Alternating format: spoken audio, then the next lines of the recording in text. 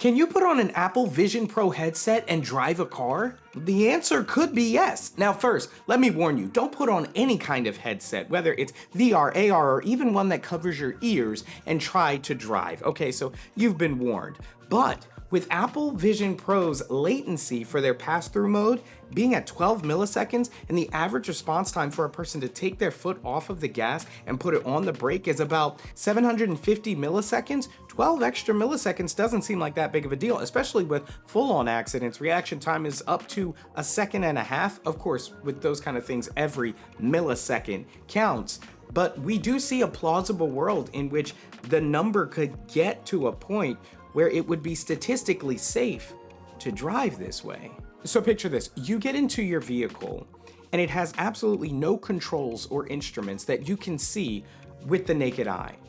But then you put on your Apple Vision Pro, it connects with your vehicle after, I don't know, verifying you are who you say you are, Touch ID, Face ID, you name it, and then everything lights up in your augmented reality, instrument clusters and dashboards and entertainment systems and all these things pop up, right?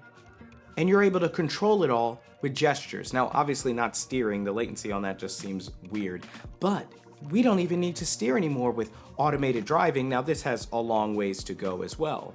But I guess what I'm saying, guys, is this is not concept material anymore. This is not in beta.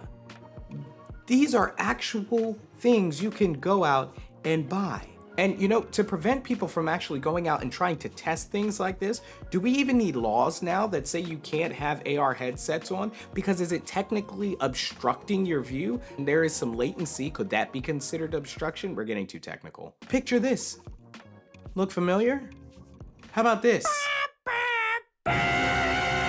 Yeah, this is a reality we could be facing in just a couple of years. But the truth is, fundamentally, from the invention of the wheel to the Apple Vision Pro, technology makes things easier for us. We have trucks that can move things for us. We have microwaves that can cook our food for us. Phones make it easier for us to talk to anyone, anywhere, at any time. Cameras help us capture memories now. Our brains used to have to do that. Remember those times? And with the invention of the computer itself, we now had a machine that could think, process information. Machines will keep our hearts beating, and there won't be anything to do but to sit and consuming content, consuming food, consuming entertainment.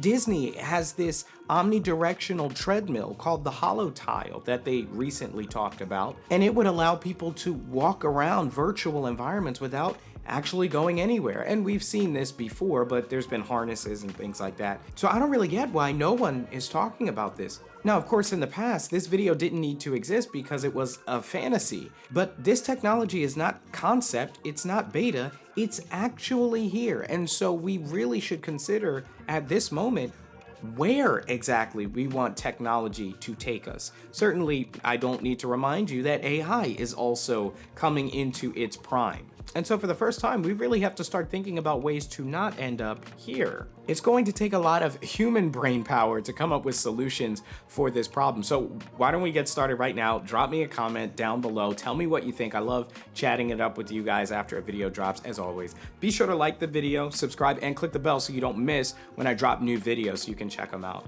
Thanks so much for watching. It's the Granite Geek Show.